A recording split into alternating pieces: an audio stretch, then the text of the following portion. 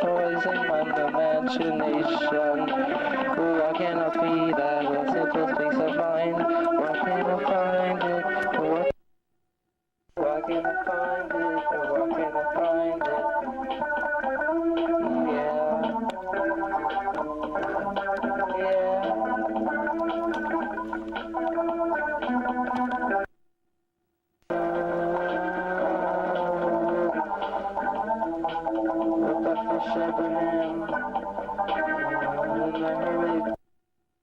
And lizard squats are taking back their land. I can understand. Do you really blame them?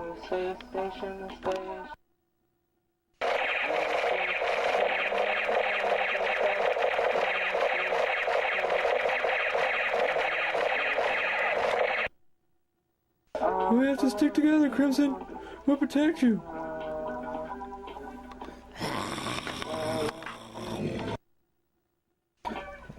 Well, that's karma for you. You have to protect yourselves. It's the human colonists that did this. They're just getting revenge. Can you really blame them? These aliens want their land back. The Zeon colony was not it's not ours. It was never ours. It was never the Starcrop's right to make this a prison colony. It belongs to the alien lizard Gwats. When you're going to try to make a treaty with them. They're alien savages, Crimson. We can't reason with them. You have to try to reason with them, Glitch. You have to try. But this is impossible. The savages. They won't. The separatists.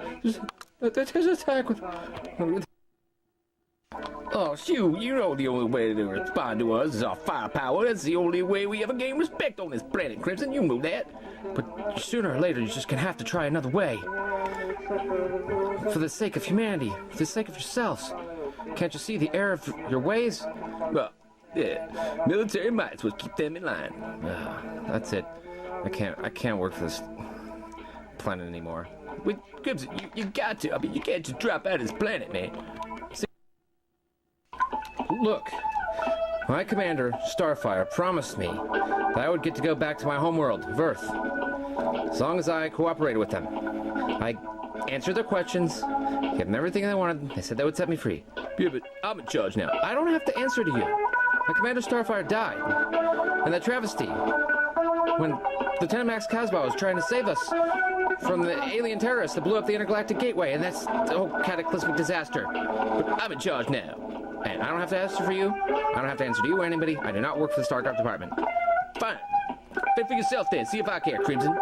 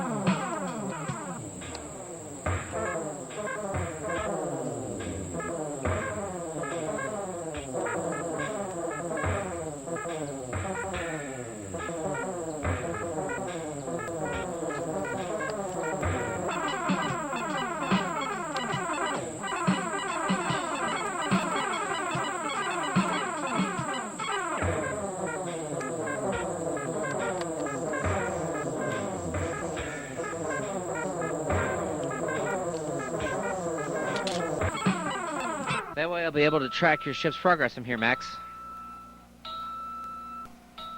Fitch and Crimson leave the scene once they procure the hovercraft car launched from out of the megaspace superfreighter's back cargo doors.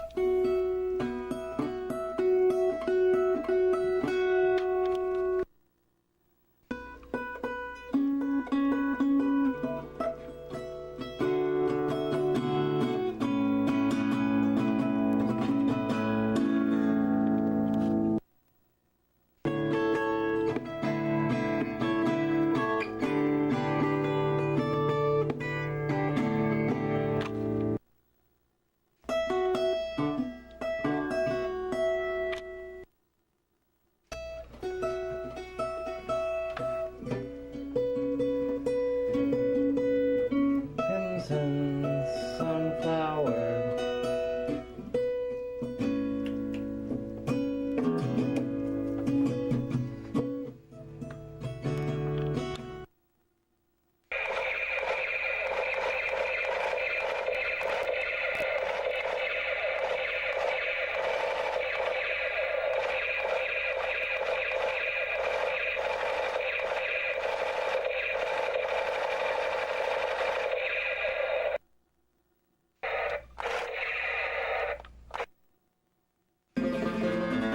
Crimson sunflowers.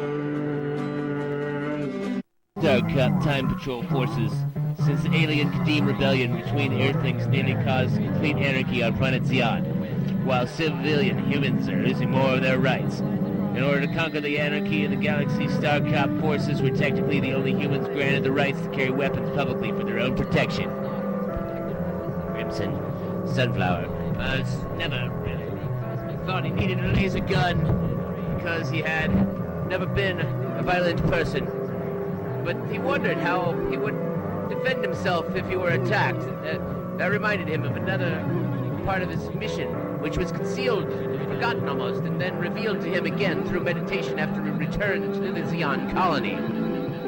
Yes, he knew he needed to recruit trustworthy gateway guards to prevent anyone with a weapon from ever entering, thus potentially corrupting the peaceful utopian gnome planet lost planet of the gnomes colony. Would it be a respected law that if anyone ever tried to enter the gnome kingdom with a weapon, then the penalty for such an offense would be automatic death as soon as an armed person hypothetically tried to cross into between the other dimensions and to the other side?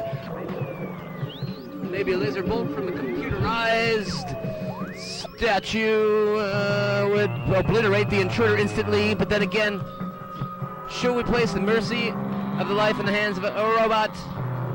Someone would have to protect the pre-programmed defense system to make sure that nobody would tamper with it. Who would Crimson trust on planet Zeon when all the other Star Cops seemed to be corrupt? And time went by, one failed attempt after another, finding a permanent job for him in Crimson Sunflower in the lost city of the Zeon colony. And then again, being rejected, and he served the corporations, toiling his time away, more physical labor occupations that let him go for no reason at all. Oh, often while proving his dependable work ethic all over again.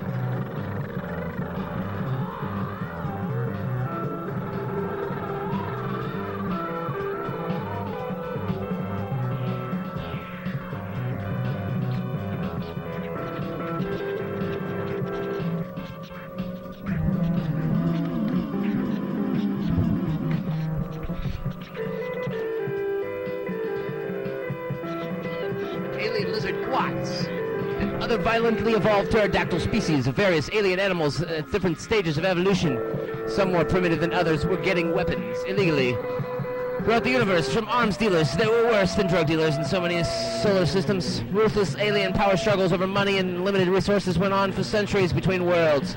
Now that these scaly, primitive, dangerously brutal creatures were armed and dangerous, the semi-automatic laser rifles, they were beginning to outnumber the Star Cops of Zeon Colony's Quadrant Sector, Zeon, Germany, and Neiman, Crimson Sunflower started to wonder that if humans hadn't learned from their mistakes in ancient Earth's past, then maybe the weak should inherit a new world for them.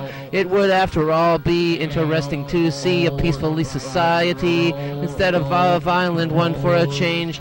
When the Starcop spaceships travels as fast as the speed of light, time appears to slow down for the occupant of the spacecraft. As seconds, minutes, and even hours pass by for Lieutenant Max Casbah.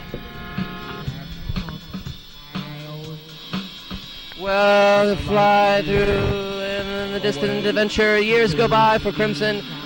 In the future, on planet Zeon, Glitch eventually figures out that his former commander, Mike Starfire, was brutally murdered by the Gecko and his alien goons.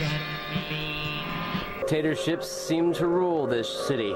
Crimson would apply to more tediously meaningless minimum wage jobs after being rejected from higher income level careers that he had started out looking for in the first place. It was ironic because those who broke the rules seemed to gain more power. And this only perpetuated a greedy process where the hardworking, honestly good-natured people would be rejected and alienated like Crimson and his friends over again. Or other fellow nonconformists, recycled, used, and abused through the Zeon colony's computer-controlled corporation systems that scanned Crimson's wrists where his tattooed barcode existed. That the system marked with him, only to spout out the words, "Not in our system." Scanning.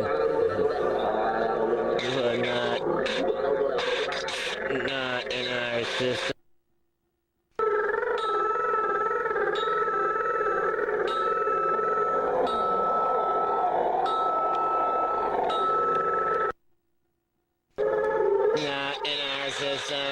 Not in our system.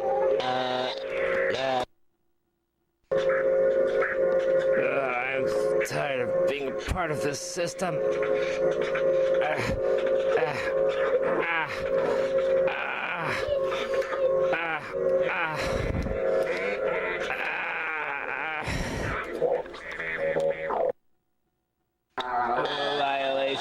Violation, report, violation, no.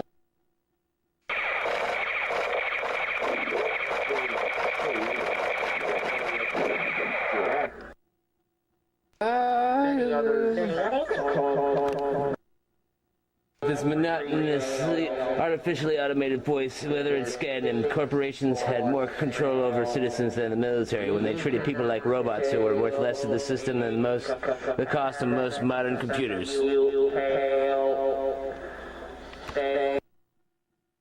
Sanctuary takes orders from Dr. Gentleman named Blaze, his new sergeant.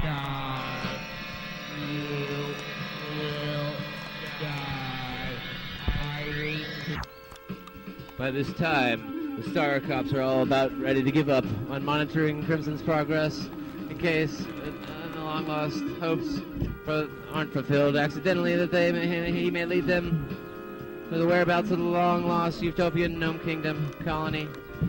During the time that Lieutenant Max Casbah served under Commander Mike Starfire as a Star Cop trainee, he learned several deeply classified secrets about the military history of his home planet, Earth in the distant centuries of his origins. It was so important to the aliens, apparently before. Planet Zeon had been mined and discovered and exploited for its resources.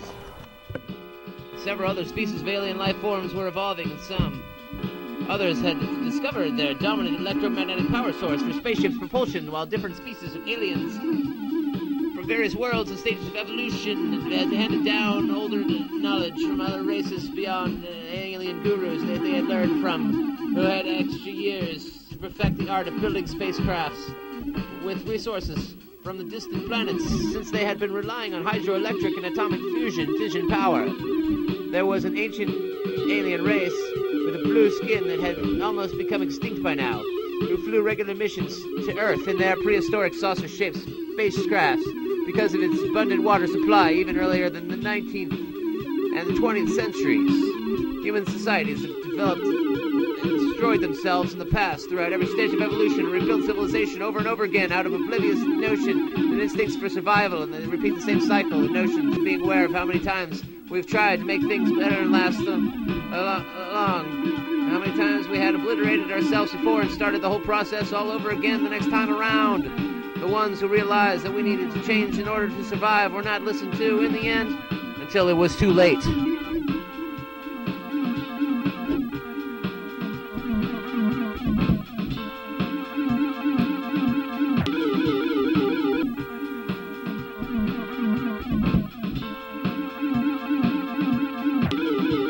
This notion Max had always suspected about his home planet's vague, mysterious origins and history. Heard in the class about Earth as a young boy from history. Teachers on distant space colonies seemed to be like folklore and fairy tales to him. A fantasy. He remembered having to study the tales of the cosmic prophet that could turn water into wine by touching of his hand, or be able to heal people divinely, almost as if he was a life force from beyond the heavens, and or an alien himself. Would that not make him part alien if he came from the space, or was exiled to Earth from the heavens since? Maybe not necessarily. It's an interpretation of the universe that God gave us free will to explore, isn't it? Stars in space are metaphorically referred to as the heavens, but perhaps the universe is literally more of a gateway to heaven than we may realize. And the universe is in a lifetime where it's a balance between learning to live life the fullest in order to make reality a better place while we're here and preparing ourselves for the afterlife.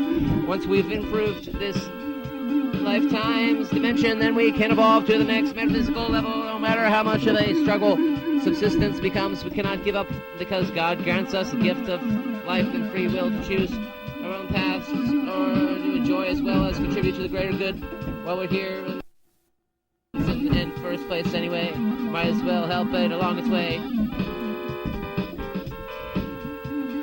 To enjoy as well as contribute. And we're here because that's always the chance that we could make tomorrow a better day. That's why it's not ours to take away. We need to concentrate our collective consciousness on the greater good. That's what they say.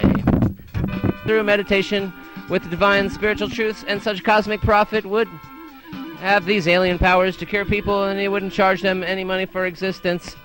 If he had such a pure heart, almost like an alien in truly peaceful, benevolent human form. Or maybe we evolved through the DNA from the visitors of another world, you say? To know the pleasures and benefits of life in any organism. Maybe their DNA was dying from their own world and they had to find another way to survive. Our physiology reminded themselves of themselves in a younger stage. Why not find a cause, the positive change for human evolution? If there are more times to try, why not learn to save civilization? After all, civilizations can be rebuilt, but can humanity be saved? Can one spirit control the actions of another spirit even when it is being peacefully divine? This spirit took the form of a man and he delivered the best message from the heavens, but heathens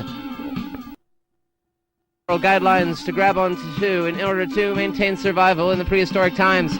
So it stands to reason that religion would logically affect politics, inevitably influence laws throughout societies and civilizations, no matter what.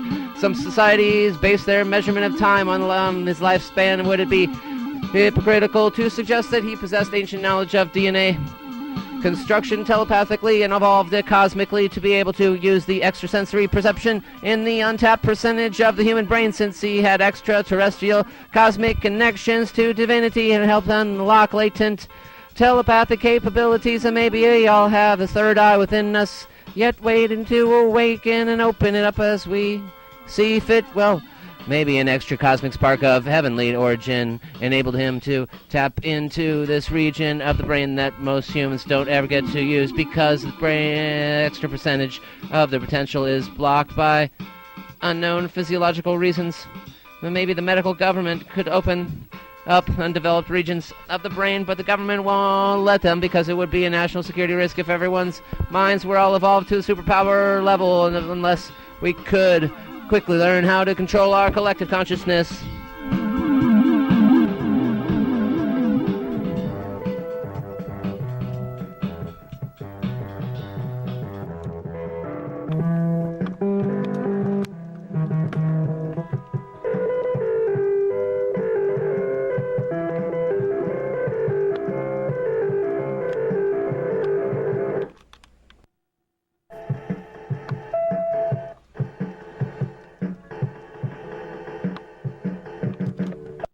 base their measurement of time on his lifespan. Would it be hypocritical to suggest that he possessed ancient knowledge of DNA of the human brain, since he had extraterrestrial cosmic connections to divinity and helped unlock latent telepathic capabilities? And maybe we all have a third eye within us, yet waiting to awaken and open it up as we see fit. Well, enabled him to tap into this region of the brain that most humans don't ever get to use, because the brain extra percentage of the potential is blocked by unknown physiological reasons.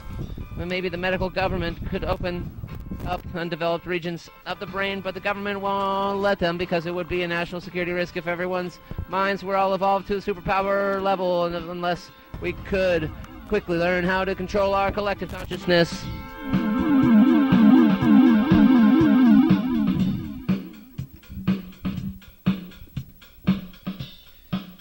Throughout history, it was considered heresy to even consider the idea of alien intervention or influence on humanity, religion, or even being an explanation for the existence of God. But now, Max was starting to put the pieces of Earth's long-lost mysteries together in order to complete the puzzle of evolution. After all, why did the technological revolution happen so fast within the 19th and 20th centuries, even though there was a significant amount of time beforehand with no real progress? When humans had so many centuries before to develop and evolve the technology, they just went on and on over spiritual wars in between boundaries and territory, more conquered, even more advanced technologies. Maybe they couldn't get any further without alien influence to help stimulate more powerful discoveries that had happened in the recent 20th century.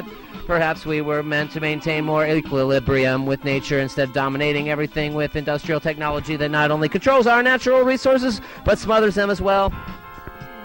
Other alien spirits tried to warn Earthlings in various forms, but they could not control pandemonium. They were not allowed to interfere and would not be able to control corporate greed, even if they could influence Earth politics. The more evidence that Max heard older Zeon colony Starcop records about extraterrestrial intervention with key aspects in Earth's legendary history, the more anxious he grew to return to his home planet of origin.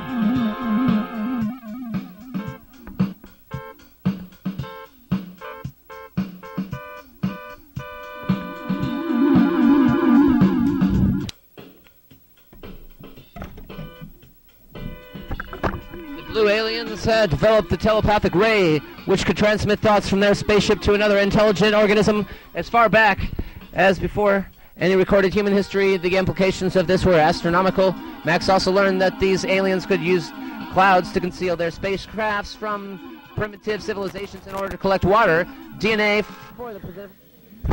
for the preservation of the race's space station. The DNA collections of the more natural resources for their hydroelectric fuel systems. There were several instances throughout history where Earthlings almost completely wiped themselves out, or a natural disaster destroyed them, so someone or something had come along and save them, because existence started all over again, one apocalypse after another. He had learned in school, like many others, about the contradictions between hypocritical heresy and religious wars. What was the point of killing each other over slightly different ways of life with similar beliefs, when the original beliefs were basically to live in peace? Yeah. He never understood how humans could start all over again without help after the floods or other natural disasters destroyed entire civilizations. Max remembered evidence of nuclear war dating back to times before recorded history on Earth, when primitive humans hadn't even particularly begun to develop nuclear technology.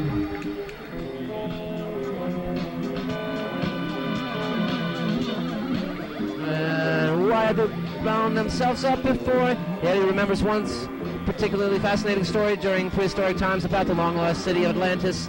Little is known for sure about why this once prosperous city sank into the sea. At this time, Max had his suspicions as to why it was reported by ancient Greeks that the place was a city of light in the night beyond the power of torches, and there was even more evidence that scientists later explained about how it was powered by electricity, allegedly before the rest of Earth's civilizations had learned how to harness this energy. Journeyman Crimson Sunflower had telepathically recognized A memory he recalled from his subconscious during his interrogation with the Star Cops, in which he described his past life from thousands of years BC. His soul was sent into another life from thousands of years ago in another body. He was sent from his home world of the Gnome Kingdom above planet Zeon. The Council of Philosophers and the psychologists who were in charge of the Gnome Kingdom's eternal paradise utopia had decided to send Crimson on a very special mission to harness the sacred energy source called Brahma. With his power. No, wait. Can't you see that this peaceful, defenseless creature traveled hundreds of light years to help us evolve? Like a parent to our species, because it doesn't want to see us make the same mistakes that they made and risk destroying our own planet? Concentrated by the crystal technology. Since Crimson was a scientist, naturally, he was curious enough about this. What seemed like a spiritual miracle to other primitive civilizations obviously had scientific explanations. Holding me here, I mean, it is weird that we had the same dream. Yeah, all this stuff's starting to really freak me out. I'm done. I'm out of this. Once again, I'm on my own with my weirdness.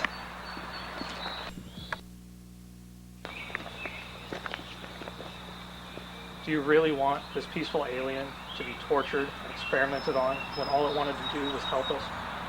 No, maybe that's why they rewound time, so we could help save us, so we could learn from our mistakes.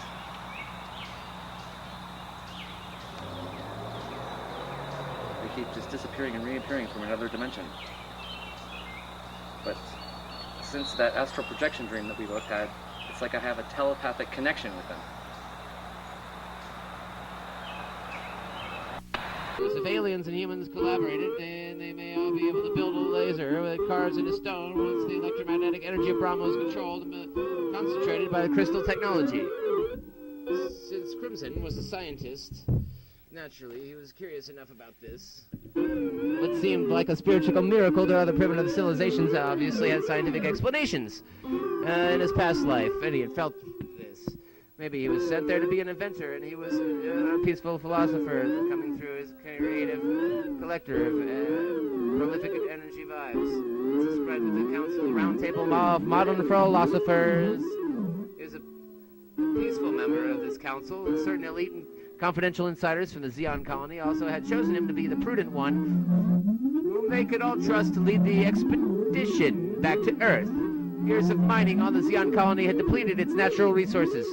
Their planet lacked certain environmental conditions for valuable elements to thrive that were needed for survival and subsistence developed since industrial mining had all but destroyed it. Like themselves with their own alien atomic wars.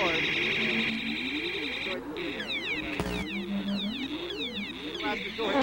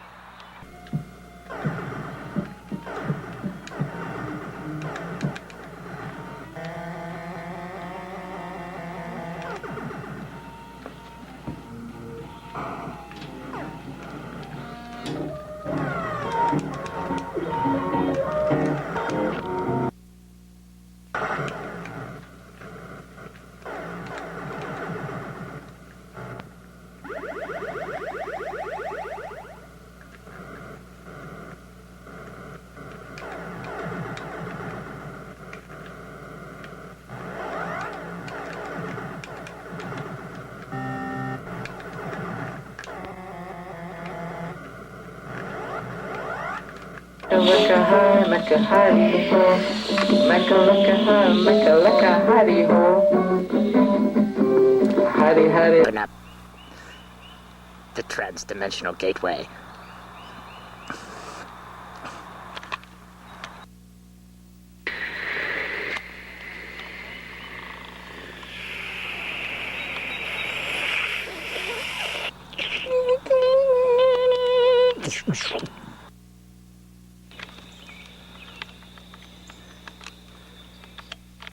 Resort, Crimson and the race of elite aliens with blue skin, long, peaceful, and dented, checkered black, oval alien insect eyes were sent to Earth in order to find a new home world.